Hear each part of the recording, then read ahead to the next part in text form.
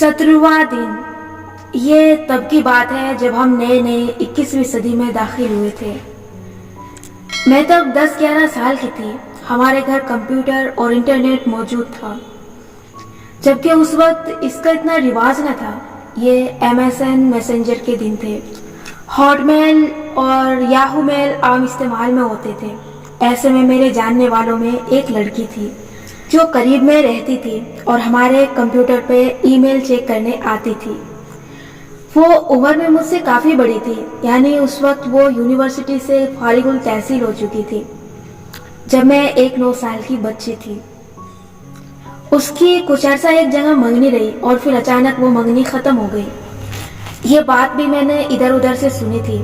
خیر، ایک روز وہ ای میل چیک کرنے آئی تو میں ساتھ ہی بیٹھی تھی۔ اس زمانے میں بچوں کی عادت ہوتی تھی کہ وہ بڑوں کو کمپیوٹر پہ گیم کھیلتے دیکھنے ساتھ بیٹھ جاتے تھے اور گھنٹوں ہتھیلی پہ ٹھوڑی جمائے دلچسپی سے اسکرین پہ نظریں جمائے رکھتے تھے۔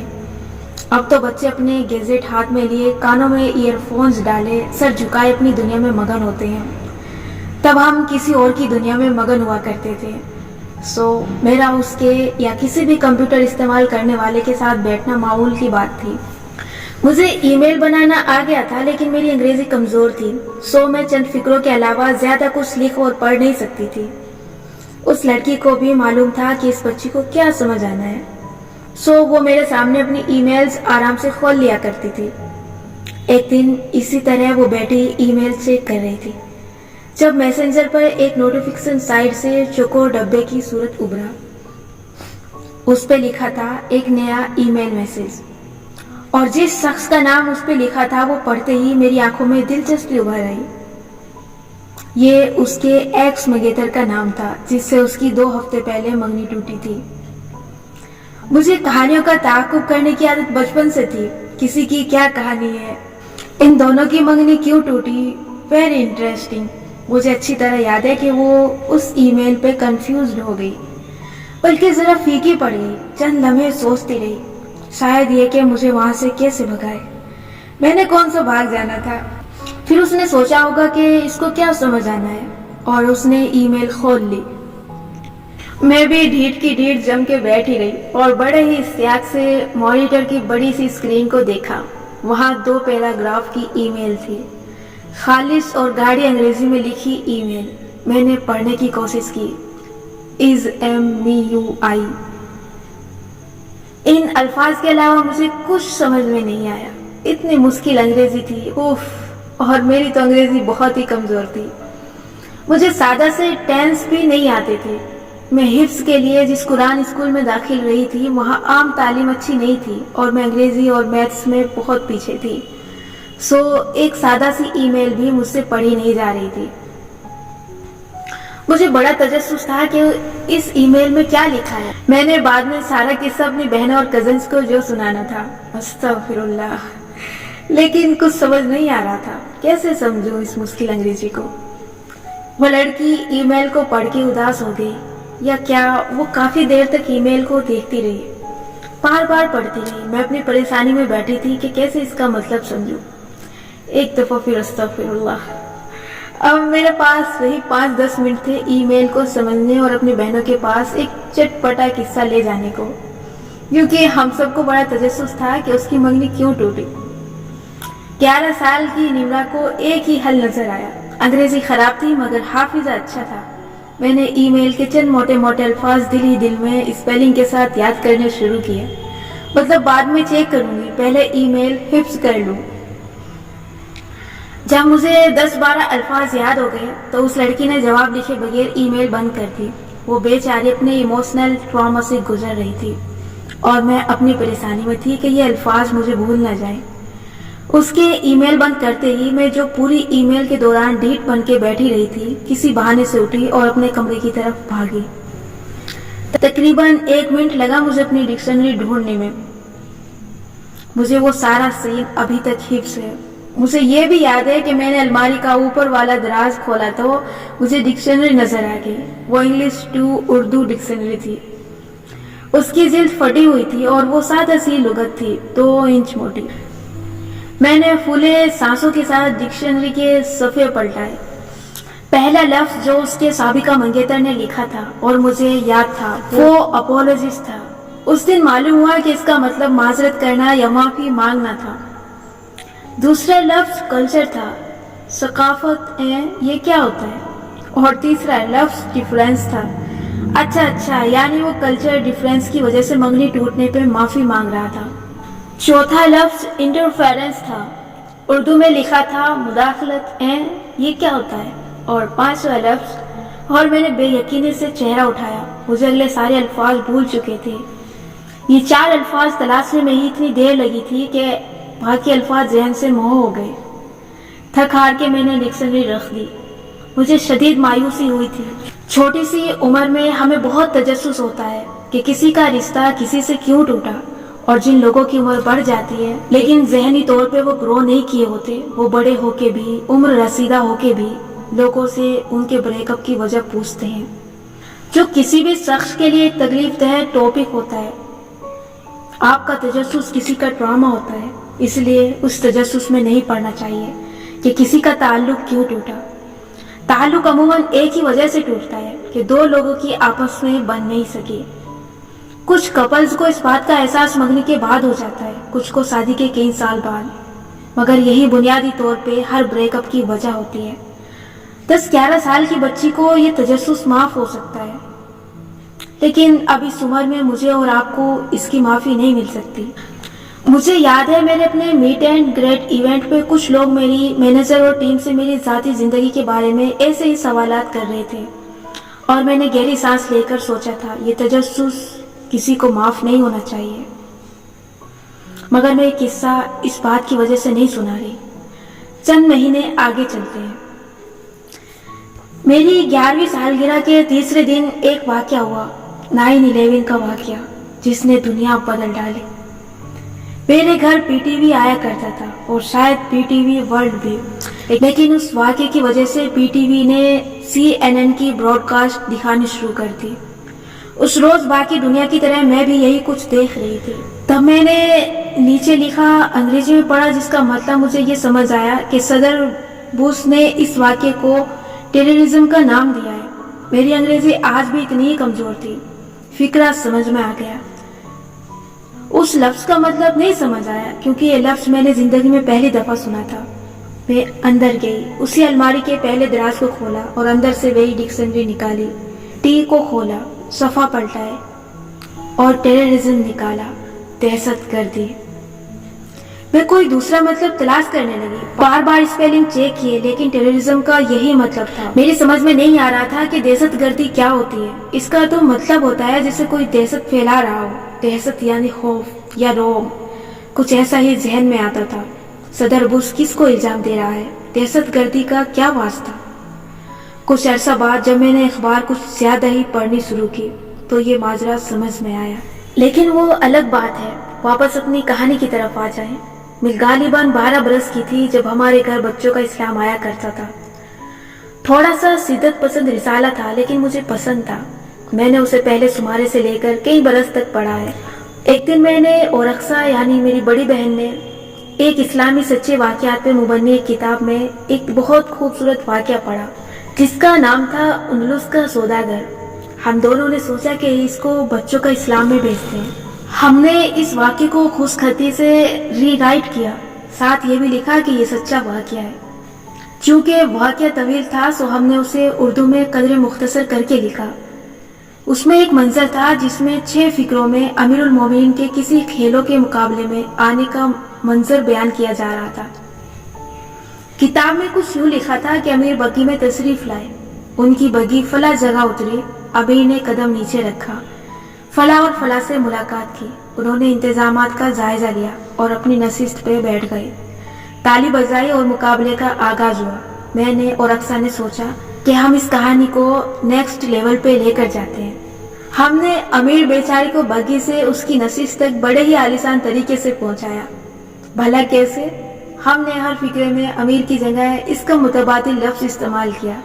امیر المومنین بگی میں بیٹھے، سلطان کی بگی آگے بڑھی، خلیفہ بگی سے نیچے اترے، بادشاہ نے گردن موڑ کے انتظامات کا جائزہ لیا، शहंशाह ने ताली बजा के मुकाबले का आगाज करने की इजाजत दी और ऐसे ही पता नहीं कौन कौन से अला बला अल्फाज इस्तेमाल किए।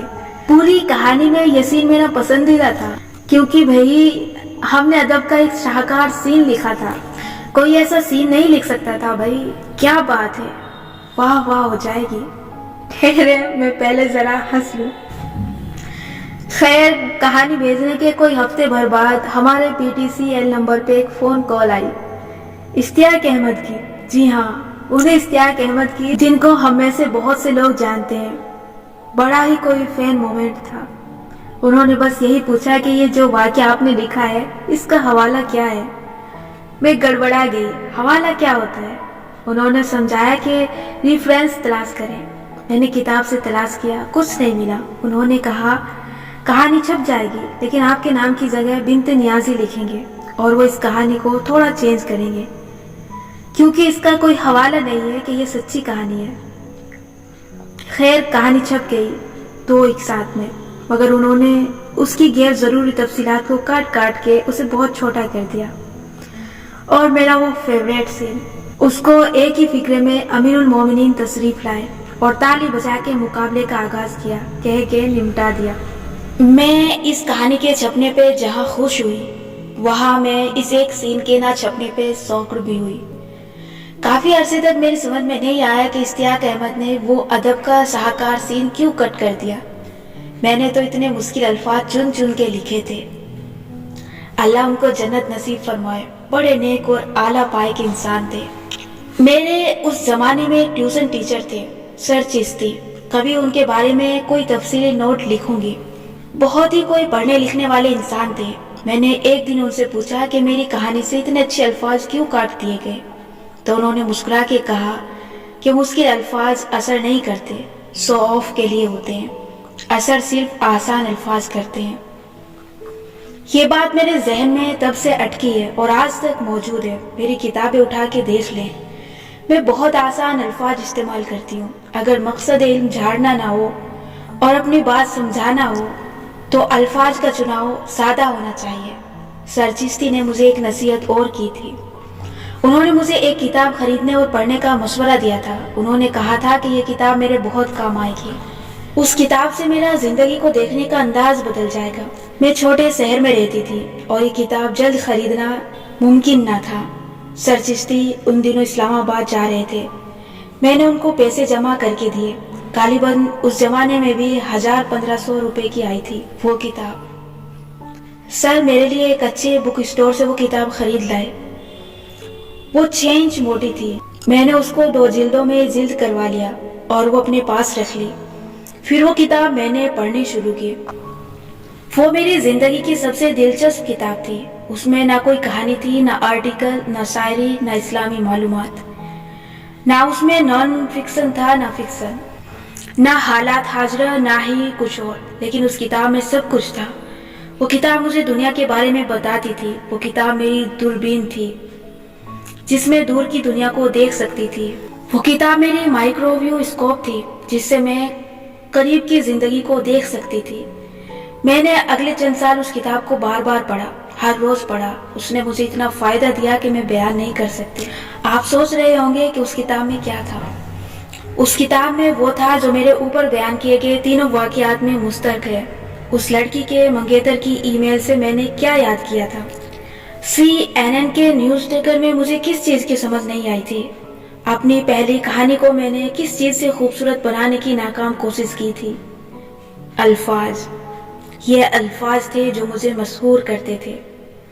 ये अल्फाज थे जो मुझे समझ में नहीं आते थे और ये अल्फाज थे जो मैं जानना चाहती थी। वो किताब ऑक्सफोर्ड की इंग्लिश टू इंग्लिश डिक्शनरी थी। मेरे सर कहते थे कि तुम इस डिक्शनरी को फारिग वक्त में ऐसे ही खोल के पढ़ती रहा करो।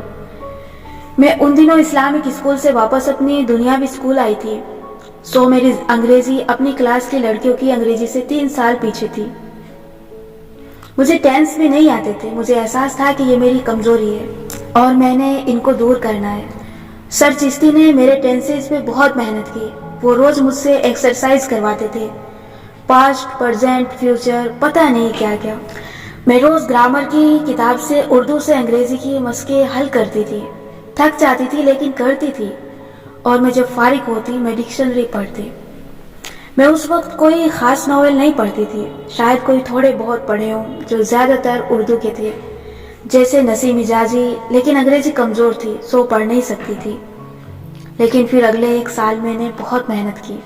मैंने डिक्शनरी खोल खोल के पढ़ी और बहुत पढ़ी। इंग्लिश टू इंग्लिश डिक्शनरी का क्या फ़ायदा है? देखें, इंग्लिश टू उर्दू डिक्शनरी में एक मुश्किल अंग्रेज़ी लफ्ज़ का मुश्किल उर्दू मतलब बयान कर दिया जाता है।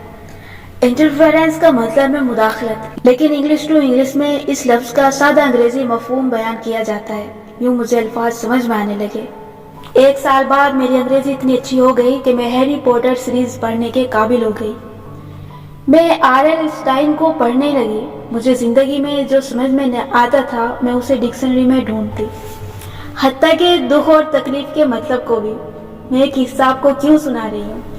क्योंकि अल्फाज मुझे फैसिनेट करते थे, अल्फाज मुझे मिसमराइज करते थे, और मैंने ये सीखा कि अगर मैंने किसी और को मिसमराइज करना है तो सादा से सादा अल्फाज से करना है।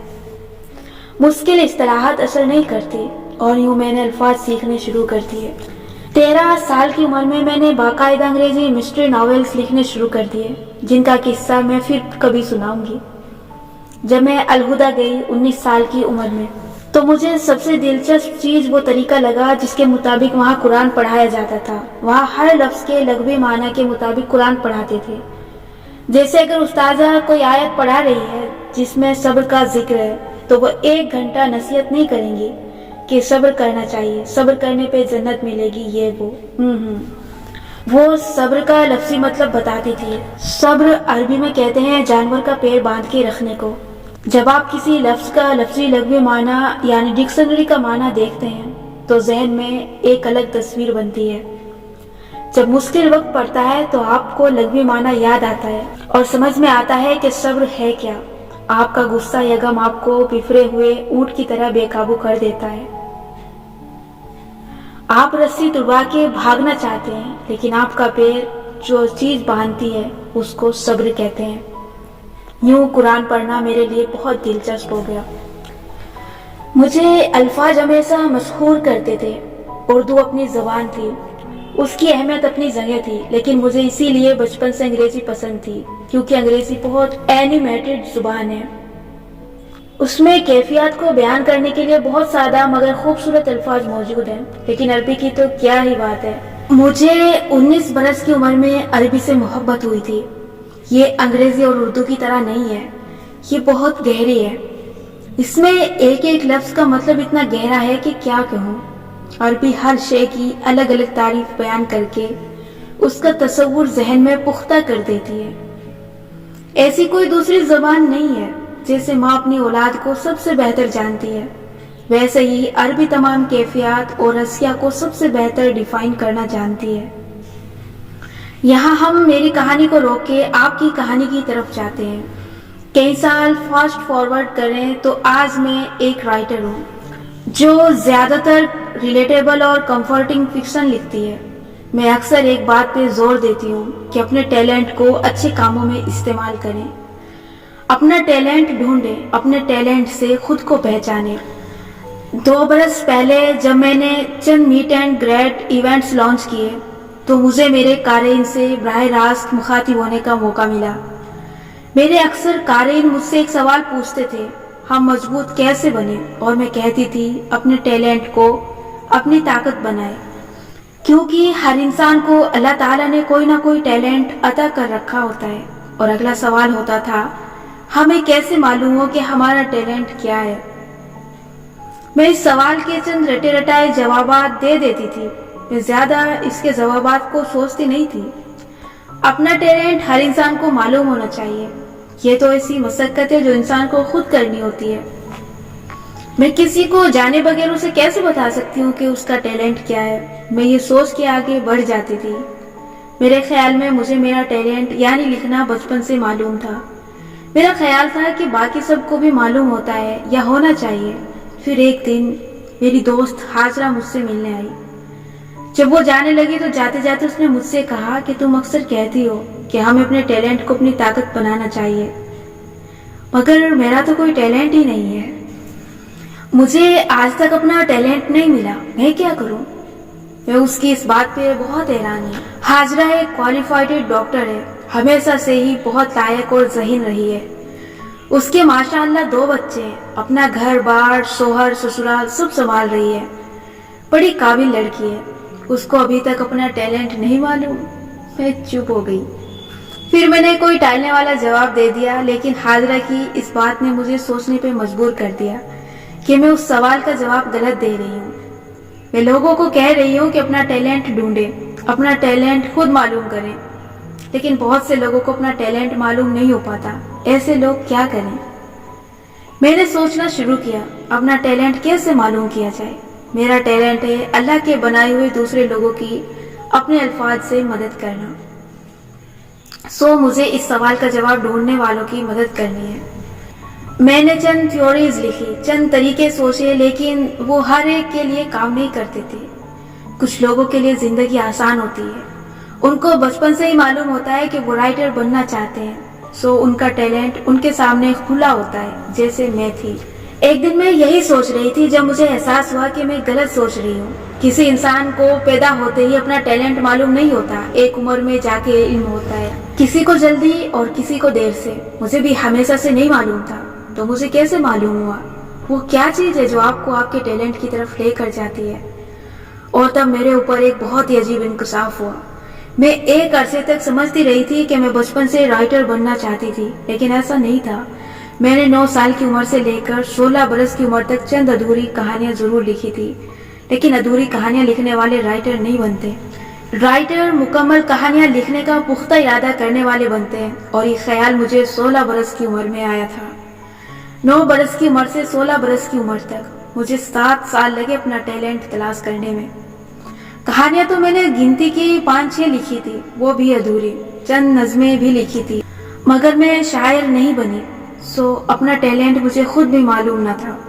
وہ کیا چیز تھی جو مجھے اس مقام تک لائی؟ جب مجھے احساس ہوا کہ مجھے رائٹر بننا ہے، مجھے کتابیں لکھنی ہے، وہ کیا چیز تھی؟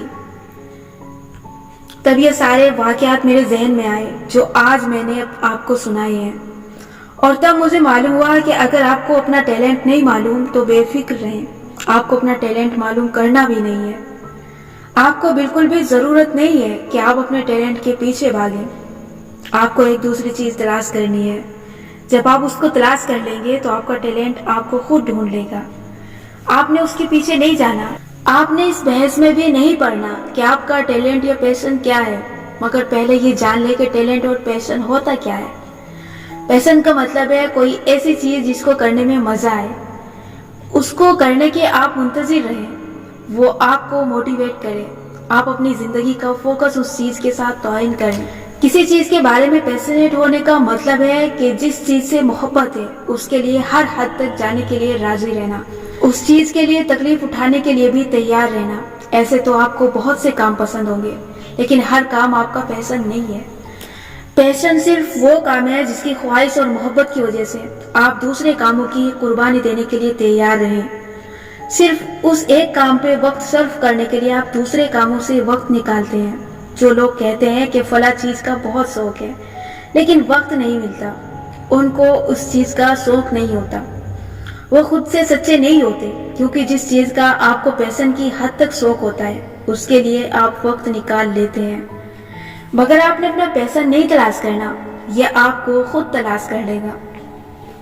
اور ٹیلنٹ کیا ہوتا ہے؟ ٹیلنٹ اس ہنر یا اس اسکل کا نام ہے جو اللہ تعالیٰ نے ہر انسان میں رکھی ہے۔ ہر انسان کسی ایک یا ایک سے زیادہ کاموں میں اچھا ہوتا ہے۔ جو لوگ اپنے ٹیلنٹ کو ڈھونڈ لیتے ہیں وہ کامیاب رہتے ہیں۔ جیسے آپ اپنی ناک خود نہیں دیکھ سکتے، ایسے ہی اکثر آپ اپنا ٹیلنٹ بھی خود نہیں دیکھ سکتے، اور دوسرے آپ کو اس کے بارے میں آگاہ کرتے رہتے ہیں۔ لیکن اگر وہ آگاہ نہ کریں تب بھی آپ نے اپنا ٹیلنٹ نہیں ڈھونڈنا۔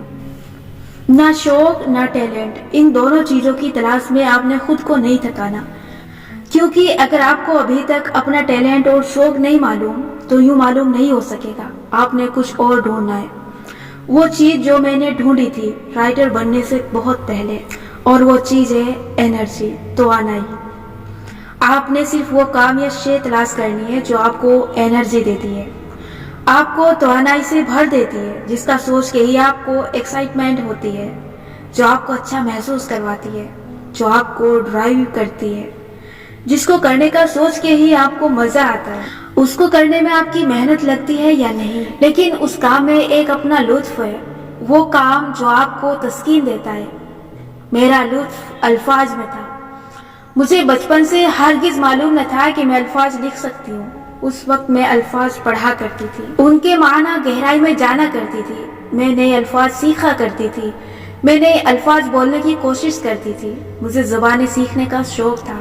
میں نے اردو اور انگریزی کے بعد قرآن کی عربی سیکھی اور آج کل میں ترکش سیکھ رہی ہوں۔ 6 ماہ بعد میرا ارادہ ہے کہ زندگی رہی تو میں اسپینش سیکھوں گی۔ مجھے نئے الفاظ سیکھنے کا شوق تھا، پہلے بھی اور آج بھی۔ مجھے الفاظ لطف دیتے تھے، مجھے الفاظ کے گہرے معنی جان کے مزہ آتا تھا۔ الفاظ دنیا بناتے ہیں، الفاظ دنیا بگاڑتے ہیں۔ الفاظ مجھے انرجی دیتے تھے، اس انرجی نے مجھے ایک راستہ دکھایا۔ اس نے مجھے بتایا کہ میں ان الفاظ کو جوڑ جوڑ کے کچھ بنا سکتی ہوں۔ میں نے ان کو جوڑنا شروع کیا، ان کو جوڑا تو کتابیں بننے لگی، کہانیاں بننے لگی۔ میرے خاندان والے اور دوست جانتے ہیں کہ میں کاؤنسلنگ میں اچھی ہوں۔ میں لوگوں کو ہمت اور امید کے الفاظ تھمایا کرتی ہوں۔ آہستہ آہستہ مجھے احساس ہوا کہ کس طرح کے الفاظ طاقت رکھتے ہیں، وہ جو سادہ ہوں، جن سے ریلیٹ کیا جا سکے، جو سیدھے دل سے نکلے ہوں۔ یوں میں نے اپنے قلم سے الفاظ کا استعمال کرنا شروع کیا اور میں رائٹر بن گئی۔ اس کے علاوہ مجھے رنگوں کو نفاست سے سجانے کا شوق ہے، چاہے وہ خوبصورت کتابیں بنانا ہو، آرٹ ورک، پروڈکٹس ہوں یا ہوم ڈیکور۔ ان میں سے ہر سے میں رنگ غالب آ جاتے ہیں۔ میں ڈرائنگ نہیں کر سکتی، میں سیدھی لائن بھی نہیں کھینچ سکتی، لیکن میں پیارے پیارے رنگ ڈیزائن کروا کے ان کو پرنٹ کروا سکتی ہوں۔ میں دیواریں پینٹ کر سکتی ہوں، ان کو بنی بنائی چیزوں سے سجا سکتی ہوں۔ میں ہاتھ سے کوئی پینٹنگ بنانے کے بجائے ایک چیز ڈیزائن کروا کے پرنٹ کر لوں گی۔ مجھے ایک کاغذ پہ رنگ بھرنا انرجی نہیں دیتا، مجھے ایک بنی بنائی خوبصورت چیز انرجی دیتی ہے۔ انرجی وہ لفظ ہے جس کا آپ نے تعاقب کرنا ہے، یہ لفظ آپ پہ نئے دروازے کھولے گا۔ وہ کیا چیز ہے جس کو پانے کا یا جس کو کرنے کا آپ کو شوق ہے؟ وہ کیا چیز ہے جو آپ کو انرجائز کرتی ہے، آپ کو اچھا محسوس کرواتی ہے؟ آج آپ نے یہی ڈھونڈنا ہے۔ آپ نے ٹیلنٹ، پیشن، زندگی کا مقصد جیسی اصطلاحات سنی ہوں گی اور آپ سوچتے ہوں گے کہ میں اپنی زندگی میں یہ کیسے ڈھونڈوں۔ Guess what? آپ نے یہ نہیں تلاش کر لی، کیونکہ یہ بذات خود نہ انسان ہے، نہ جگہ ہے، نہ چیز۔ 3 چیزیں ہوتی ہیں جن کو دیکھا اور چھوا جا سکتا ہے: انسان، جگہ اور چیز۔ ٹیلنٹ اور پیشن وغیرہ یہ نہیں ہوتے۔ ٹیلنٹ اور پیشن بنیادی طور پہ ایک فیلنگ کا نام ہے، ایک ایسی فیلنگ جو آپ کو توانائی دیتی ہے۔ تو کیوں نہ آپ اپنے ٹیلنٹ کے پیچھے بھاگنے کے بجائے اپنی توانائی کے پیچھے بھاگیں؟ ٹیلنٹ خود ہی آپ کو ڈھونڈ لے گا۔ وہ کیا ہے جو آپ کو ایک دم سے تازہ دم کر دیتا ہے؟ صرف آج کے دن کا سوچیں۔ آج میری کتاب بند کر کے جب آپ اٹھیں اور اچھا محسوس کر رہے ہوں تو وہ کیا چیز ہے جس کو کرنے سے آپ کو لگے کہ آپ کے اندر توانائی بھر جائے گی؟ زندگی میں کس طرح کے کاموں میں آپ کو مزہ آتا ہے؟ کیا آپ کو پیسے کمانے کی آرزو ہے؟ آپ کا دل چاہتا ہے کہ آپ کے پاس بہت سا پیسہ ہو اور آپ بہت کچھ کر سکیں۔ اس خواہش میں کوئی برائی نہیں ہے۔ ہمیں عموماً یہ سکھایا جاتا ہے کہ پیسے کے پیچھے نہیں بھاگنا چاہیے، لیکن پیسہ ہر وقت ہر ایک کی ضرورت ہے۔ اگر پیسہ آپ کو انرجائز کرتا ہے تو آپ کو پیسہ کمانا چاہیے۔ اپنے ٹیلنٹ اور پیشن کو سائڈ پہ رکھیں اور نت نئے ایسے کام سوچیں جو آپ کو پیسہ کمانے میں مدد دے۔ اگر پیسہ کمانا، بزنس کرنا، جاب میں ترقی کرنا، یہ چیزیں آپ کو موٹیویٹ کرتی ہیں تو یہ بہت اچھی بات ہے۔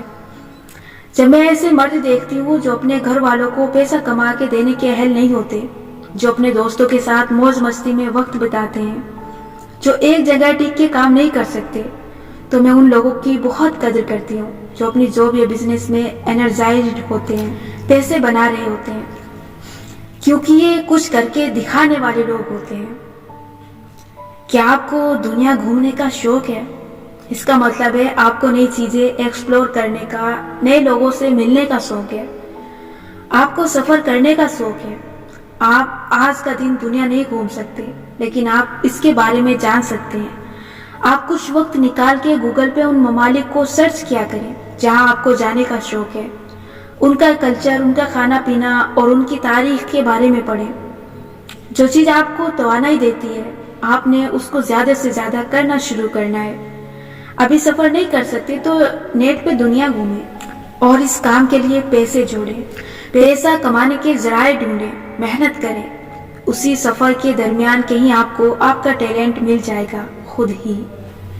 کیا آپ کو اچھے کھانے کھانے کا شوق ہے؟ اس کا مطلب ہے آپ کو نت نئے تجربات کا شوق ہے۔